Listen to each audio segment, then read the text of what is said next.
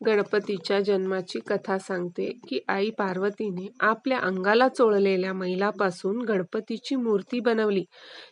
तिला जिवंत केले आणि दरवाजावर पहारेकरी म्हणून ठेवले. शिवाने परतल्यावर दरवाजाजवळ गणपतीला पाहिलं आणि त्याला बाजूला करण्याचा प्रयत्न केला, पण गणपतीने त्याला अडवले. यामुळे शिव आणि गणपती यांच्यात युद्ध झाले आणि तेव्हा शिवाने गणपतीचे शिर कापले. नंतर पार्वतीच्या सांगण्यावरून शिवाने हत्तीचे डोके आणून गणपतीला लावले आणि त्याला गजांचे मुख दिले. तेव्हापासून तो गणपती म्हणून ओळखला जाऊ लागला. कथेची सुरुवात. आई पार्वतीला एका मुलाची इच्छा होती. तिला तिच्या अंगाला चोळलेल्या मैलापासून एक मुलगा तयार करायचा होता. तिने मैल एकत्र करून एक मानवी आकाराची मूर्ती बनवली, जी अतिशय सुंदर होती.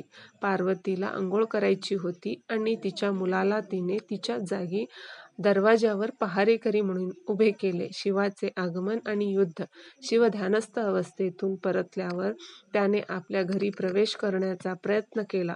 गेटवर गणपतीला बघून शिवाने त्याला बाजूला जायला सांगितले, पण गणपतीने शिवाला रोखले, कारण त्याला पार्वतीचा आदेश होता. यामुळे शिव आणि गणपती यांच्यात मोठे युद्ध झाले. गणपतीने शिवालाही न जुमानता अडवले. शिवाने केले गणपतीचे शिर कापले. शिवाने आपल्या त्रिशूळाने गणपतीचे शिर कापले, ज्यामुळे गणपतीचा मृत्यू झाला. पार्वतीला हे समजल्यावर ती रागाने चिडते आणि गणपतीला जिवंत करण्याची मागणी करते.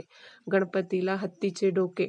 शिवाने गणपतीला जिवंत करण्यासाठी हत्तीचे डोके आणले. त्याने ते हत्तीचे डोके गणपतीच्या धडाला लावले आणि त्याला नवजीवन दिले. गणपतीची नवी ओळख. गणपतीला हत्तीचे डोके मिळाल्याने त्याला गजाचे मुख असलेले देव म्हणून ओळखले जाऊ लागले. या घटनेनंतर शिवाने गणपतीला प्रथम पूज्य मानले आणि कोणत्याही शुभ कार्याची सुरुवात करण्यापूर्वी त्याची पूजा केली जाईल असे वचन दिले. धन्यवाद.